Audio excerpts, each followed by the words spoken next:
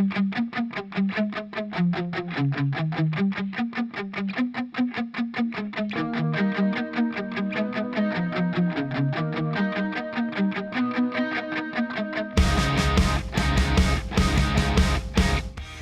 привет! Ну вот я и приехал на первое ТО на мой Hyundai Santa Fe.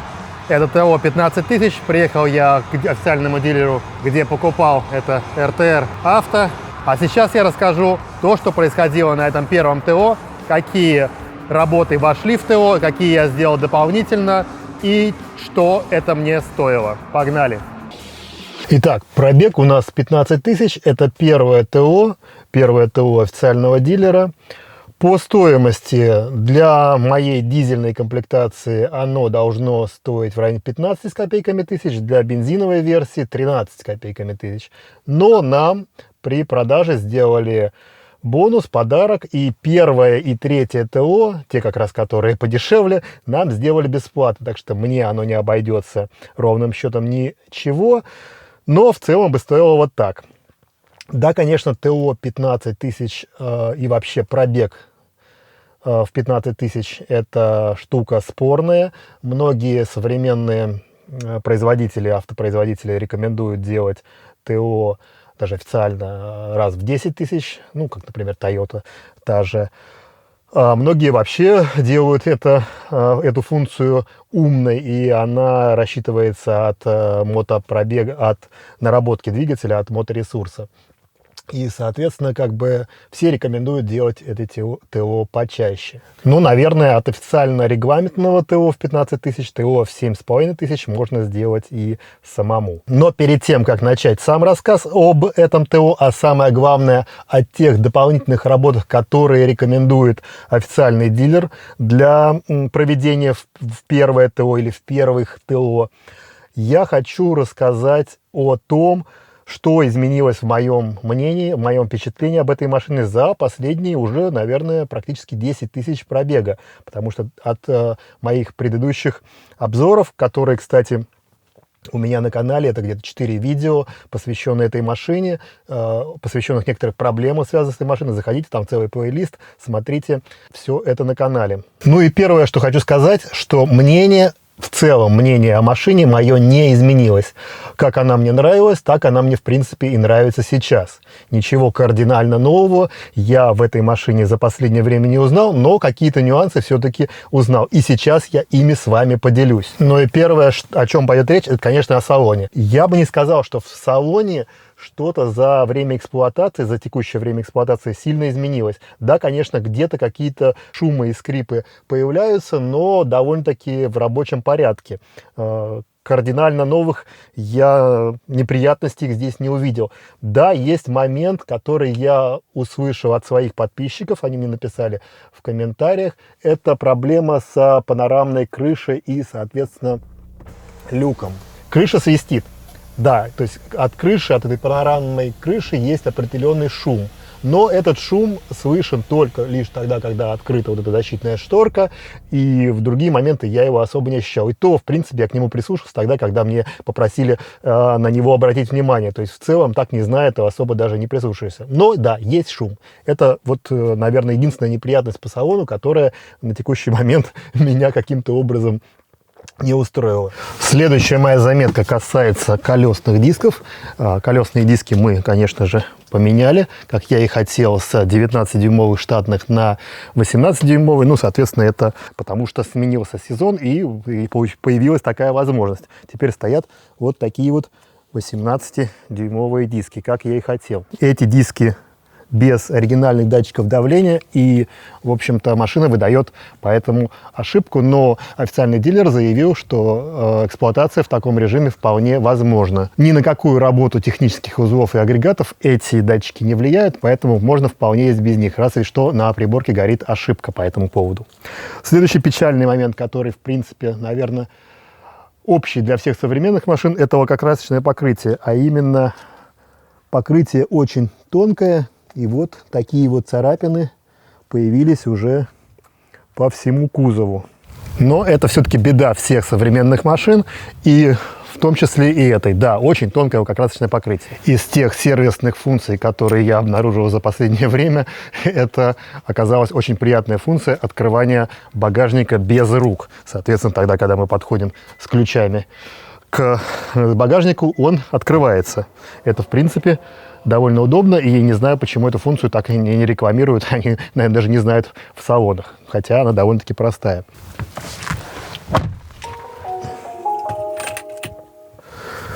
Но если функция открывания багажника, претензий у меня никаких нет, да, иногда что-то она подглючивает, но в целом работает корректно. Что не скажешь о системе предупреждения столкновений. Это вроде бы полезная и очень важная система безопасности в штатном режиме, как мне показалось, работает очень некорректно и опасно. У меня был случай, когда мы двигались по шоссе, по многорядному шоссе, и приближались к машине, идущей в нашем ряду. Наша скорость была больше, в пределах доступного, но больше. И вот я, перестраиваясь перед машиной на сокращение дистанции, перестраивался вправо, чтобы параллельно уйти на дублер. Так вот, в этот момент наша электроника подумала, что мы сейчас с ней столкнемся. Видимо, скорость приближения для нее оказалась критичная. И она решила затормозить всю машину, а сзади, по соседнему ряду, куда я перестраивался, ехала другая машина. И это чуть не привело к аварийной ситуации. Благо, что все тормозились и разошлись, но это реально называется подрезал. Притом, как бы я в это время сделать ничего не мог, электроника меня тупо заблокировала автоматически. Сейчас я снизил порог датчика срабатывания на эту систему и, в принципе, проверить больше ее не смог, потому что теперь я даже не знаю, работает она или не работает. Раньше она предупреждала о малейших нарушениях режима своей работы, то есть при движении задним ходом она частенько упоминала, что возможно столкновение, даже когда его близко не видно. Ну, в общем-то, сейчас на меньших настройках она о себе не дает знать, но я, честно говоря, не знаю, работает ли она вообще. Проверять это мне не очень хочется. Будем надеяться, что в критической ситуации она все-таки поможет на дороге. Мои предыдущие обзоры я записывал в летний-осенний период и очень ждал зимней эксплуатации этого автомобиля, чтобы увидеть, как дизель будет себя вести в морозы, как фары будут светить при метели. Но зима этого года выдалась совсем не зимняя, и, в общем-то, даже шины можно было не менять на зимние. Но все же в эту зиму была замечена еще одна интересная и полезная функция. Часть ее относится просто к сигнализации с автозапуском, то есть мы нажимаем кнопочку, и машина заводится автоматически, но при этом есть в настройках установки, которые автоматически включают подогрев руля, подогрев сиденья и выставляют температуру климат-контроля. Эта функция штатная. Мы пытаемся украсть нашу же машину. Эта функция штатная, включение вот этих систем климат-контроля, и ей, в принципе, очень удобно пользоваться в холодное время года. Часть ее, конечно, связана с сигнализацией, то, что есть автоматический запуск. Но вот прогрев при первом запуске включается автоматически, прогрев всех источников тепла. В целом, весь период зимней эксплуатации для меня ничем особенным не запомнился. Никаких присадок в топливо я не добавлял. Температура была совсем не холодная. Расход топлива, конечно, повысился, но это больше всего было связано с тем увеличенным временем стояния машины в пробках и прогревом ее перед движением. Сам расход топлива в летний период составлял порядка 9 литров, в зимний период он начал составлять 10 литров. Вот накопленные данные на текущий момент. Средний расход 10 литров на 100 километров. Ну а теперь я перейду, собственно говоря, к описанию самого процесса ТО. И оно было бы банальным и обычным, если бы не те рекомендации, которые дал дилер по дополнительным работам. Тем работам, которые они пытаются провести, ну, конечно, за счет владельца машины. Это не бесплатные работы.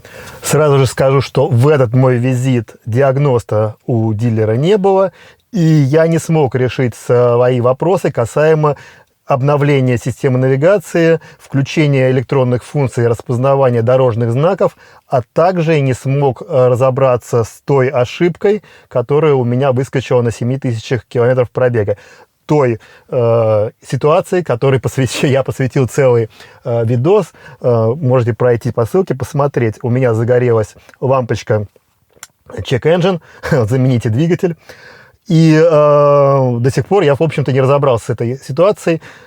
При самом обращении к официальному дилеру с этой ошибкой, ну, ее сейчас уже нету, она сброшена была, из тех времен не появлялась, дилер так и сказал, что, ну, раз ошибки нет, в общем-то, за свой счет они диагностировать ее не будут. Поэтому, в общем-то, особо у меня интерес к ней пропал. Хотя впоследствии, наверное, все-таки постараемся узнать, что это за ошибка.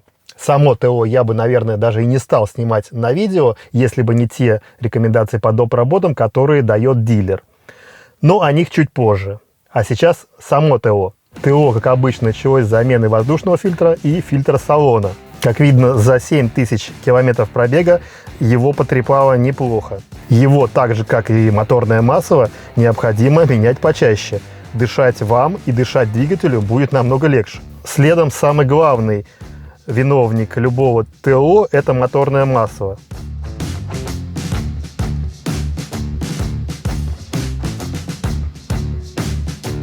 Масло, конечно же, черное. На дизеле оно всегда черное. И главное, что оно моет двигатель. Новый фильтрующий элемент. И теперь можно залить новое масло, и ТО было бы завершено. Зачем на него регламентом отведено почти 3 часа, я не знаю. Наверное, у некоторых машин за этот пробег что-то не откручивается.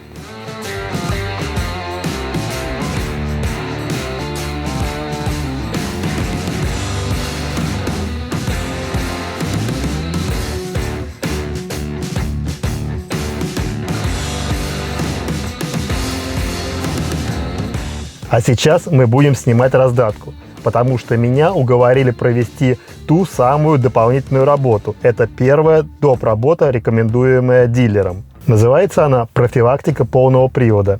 Об этой процедуре я знаю давно и совсем не по Санта-Фе. Возникла она в тот момент, когда производителям автомобилей стало жалко смазки для смазывания механизмов системы, а именно шлицевое соединение трансфера и коробки передач не имеет этой смазки вообще, что, в общем-то, со временем приводит к износу, деформации этого соединения, люфтам и последующей течи масла из раздатки и коробки передач. Стоимость этой работы на разных СТО разная. В основном это связано с тем процессом доступа к этому шлицевому соединению. Некоторые снимают раздатку целиком, некоторые отодвигают ее на доступное для смазки расстояние. Кто-то описывает необходимость полного демонтажа трансфера, и у них стоимость работ большая. А кто-то честно отодвигает раздатку, промывает шлицы и забивает новую смазку. За меньшие, вполне адекватные деньги. Мне эта работа обошлась примерно в 4000 рублей. А вот и следующая рекомендация. Как вы считаете, мое ли это дело следить за состоянием болтов сход-развала задних колес? Напишите в комментариях, это очень важно. Так вот, следующая дополнительная работа, которую предлагает дилер при пробеге в 15 тысяч. Это открутить задние сход-развальные болты, смазать их смазкой и поставить на место. Аргументируют они все это тем, что при пробегах более 30 тысяч потом невозможно будет открутить эти самые болты. Так вот, не знаю, мое ли это дело. Может быть, это технологический нюанс, проблема производителя авто, что у них не откручиваются болты при таких маленьких пробегах. Никоим образом не думаю, что это моя проблема. Так вот, эта работа идет как дополнительная, и она стоит порядка 8000 рублей, потому что при ней приходится проводить сход-развал всех колес. А что вы думаете по этому поводу? Стоит ли эту работу проводить и не развод ли это? Антикоррозийное покрытие днищ нам сделали в подарок при покупке. Сделано обычно, в принципе, претензий особых предъявить не к чему.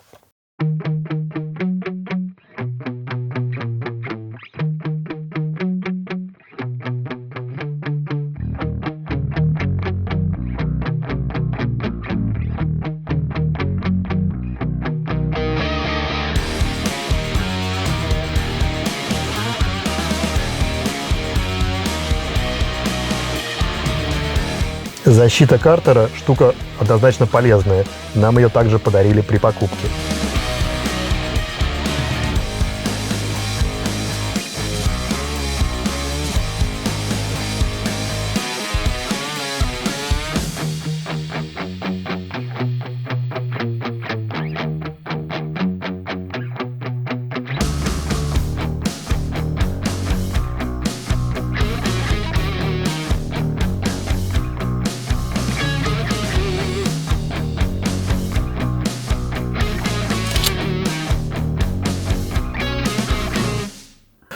И вот еще одна дополнительная услуга, необходимость которой у меня под большим вопросом.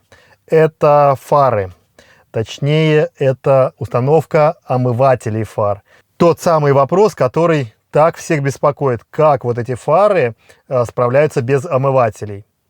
Я вам скажу, что за весь период эксплуатации, да, конечно, не было очень снежной зимы, не было налипания мокрого снега, но я ездил по каше, по грязи на дальние расстояния и ни разу не ощутил необходимости установки омывателей фар. Но эта доп. Услуга существует, и это доп. Оборудование устанавливает официальный дилер с сохранением всех гарантий. Дилер устанавливает этот комплект за 18 тысяч рублей. Это обычный стандартный хелловский комплект омывателей фар, который, кажется, так вроде стоит порядка 10 тысяч рублей. Ну, в общем-то, они сохраняют гарантию и сделают все это выглядящим как штатный инструмент. Я даже при первом взгляде подумал, что наконец-то начали делать версию Санта-Фе с омывателями.